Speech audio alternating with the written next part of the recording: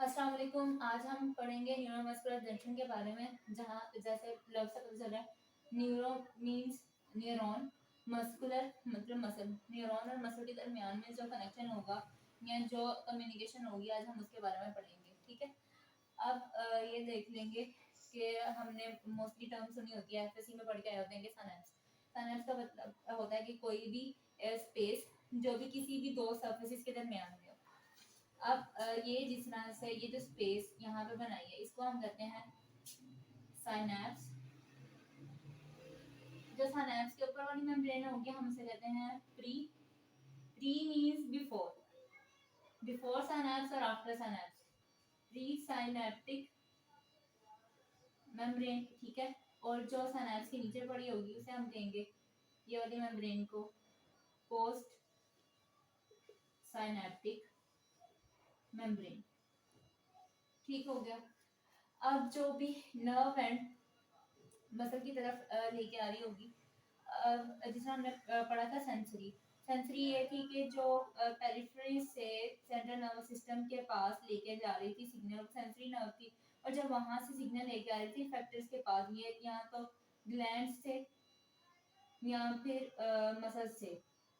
अब ये जो नर्व आ रही है ये सप्लाई तो मसल को ही कर रही है आगे से, तो इसलिए हम इसे कहेंगे मोटर नर्व। और ये एंड है उसका तो मोटर एंड प्लेट है ये।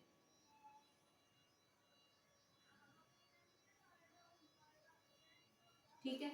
इसके बाद इसका स्ट्रक्चर देख लेते हैं। मोटर एंड प्लेट के अंदर कौन कौन से स्ट्रक्चर होते हैं। माइटोकॉन्ड्रिया होते हैं बहुत ज्यादा। इसके अंदर वेसिकल्स पड़े होते हैं, सिनेप्टिक वेसिकल्स इन्हें कहते हैं। इसके अलावा लीनियर डेंस बॉडीज पड़ी होती हैं।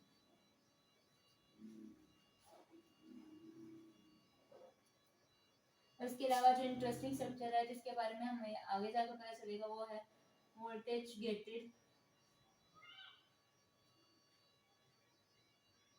Calcium channel.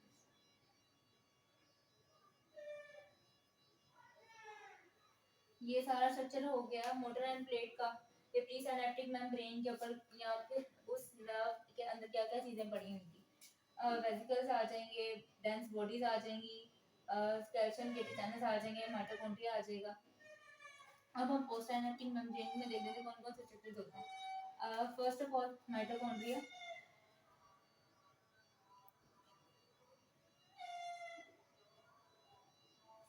इसके अलावा sodium voltage gated channels,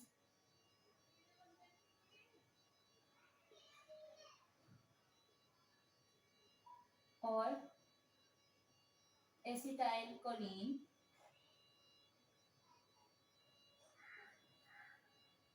receptors. अब किसी भी जिसका मतलब न्यूरॉन टू मस्कुलर जंक्शन बन रहा है यहाँ पे। अब एसिटाइलकोलिन एक न्यूरोट्रांसमीटर है जो कि ट्रांसमिट करता है नर्व से उसके अफेक्टेड ऑर्गन की तरफ सिग्नल। अब जो एसिटाइलकोलिन है वो केमिकल इन नेचर है। इसे हम लाइगेंड गेटेड रिसेप्टर्स भी कह सकते हैं, चैनल्स भी कह सकते हैं। ठीक है। अब उसकी फर्दर आगे हम देखेंगे। नर्व सिग्नल आया मींस एक्शन पोटेंशियल या नर्व इम्पल्स, नर्व इम्पल्स जो है वो जनरेट हुई।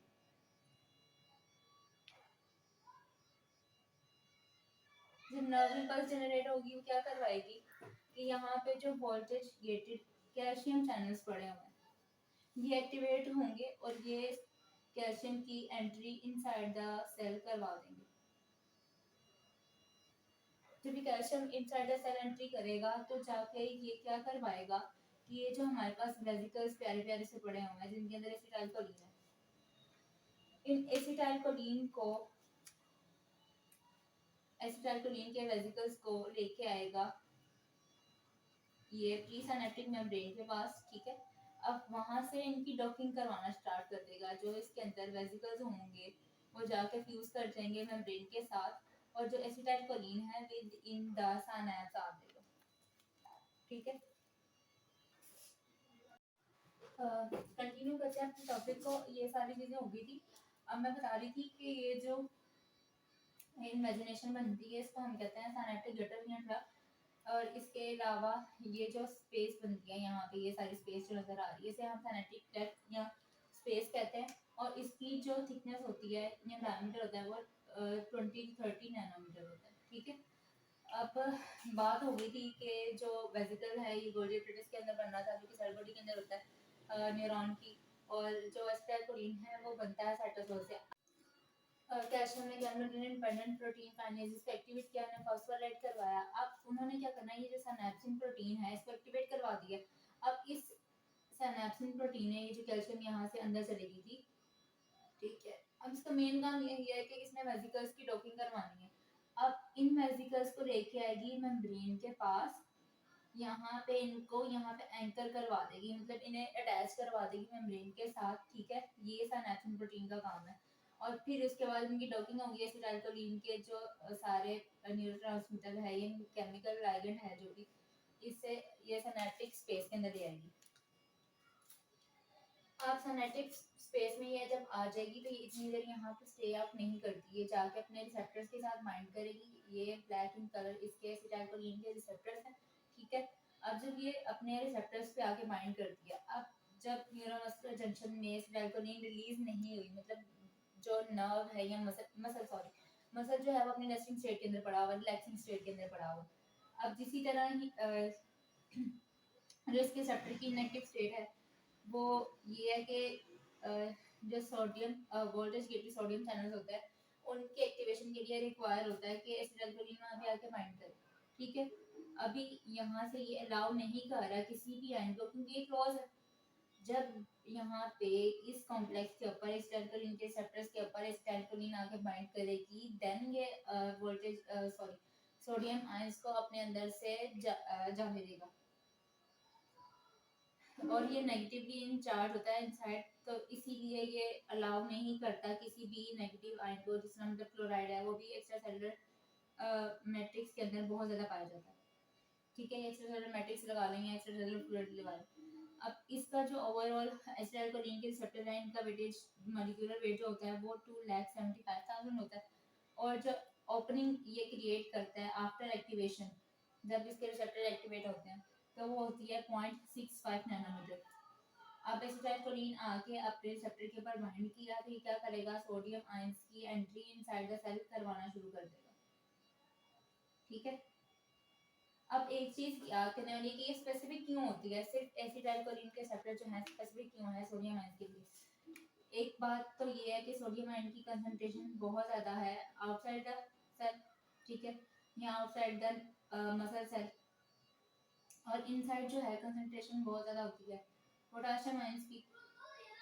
अब एक्स्ट्रा सेलुलर जो आयन ज़्यादा होगा ऑब्वियस है, और यहाँ पे नेगेटिव चार्ज है, ये पॉजिटिव चार्ज है, ये इसको अटैक करेगा इनसाइड द मसल सेल लेके आएगा, और जो प्रिवेंट कर रहा होगा ये पोटेशियम के इफ्लेक्स को। दैट्स वाई ये इसको ज़्यादा अलाउ कर रहा होता है सोडियम आयंस की एंट्री को, rather than other ions like potassium ions और कैल्शियम आयंस। ये बात हो गई, एक्टिवेशन हुई तो ये सोडियम आयंस की एंट्री करवा देगा इनसाइड द सेल। अब जब ये सोडियम आयन की कंसंट्रेशन इनसाइड द सेल ज़्यादा होगी तो क्या होगा, जो नॉर्मल जो मस्कुलर मेम्ब्रेन का रेस्टिंग मेम्ब्रेन पोटेंशियल है वो -90 या -80 होता है। अब ये जो मैकेनिकल मीन्स किसी भी वजह सॉरी केमिकल गेटेड चैनल से केमिकल के लगने की वजह से ओपनिंग हो रही थी, तो ये क्या करेंगे, जब सोडियम आयन अंदर आएंगे तो इसकी जो रेस्टिंग मेम्ब्रेन पोटेंशियल है उसे -90 80 से 75 तक या 50 तक ले जाएंगे। ठीक है, ये चेंज हो जाएगी -75 या -50 की, और ये इसके इतने काबिल है, ये थ्रेशोल्ड लेवल तक पहुंच चुका हुआ है इस टाइम। जो स्टिमुलस है इसको थ्रेशोल्ड लेवल तक पहुंच जाएगा तो ऑटोमेटिकली वहाँ पे एक्शन पैसिव जनरेट करवाना शुरू कर देगा। अब ये जो चेंज है -80 से 50 या फिर -90 से 75 तक का, इसे हम कहते हैं एंड प्लेट पोटेंशियल। मतलब मसल के एंड पे या मसल के एंड पे वो पोटेंशियल जो कि एक्चुअल पोटेंशियल को जनरेट करवा सके, उसे हम कहते हैं एंड प्लेट पोटेंशियल। और फिर बाकी सारी सीरीज वही चलेगी कि voltage gated sodium channels activate हो जाएंगे, वो सोडियम की एंट्री करवाएंगे, डीपोलराइजेशन फेज आएगी, फिर उसके बाद डीपोलराइजेशन फेज आएगी जिसमें sodium potassium gated channels activate हो जाएंगे।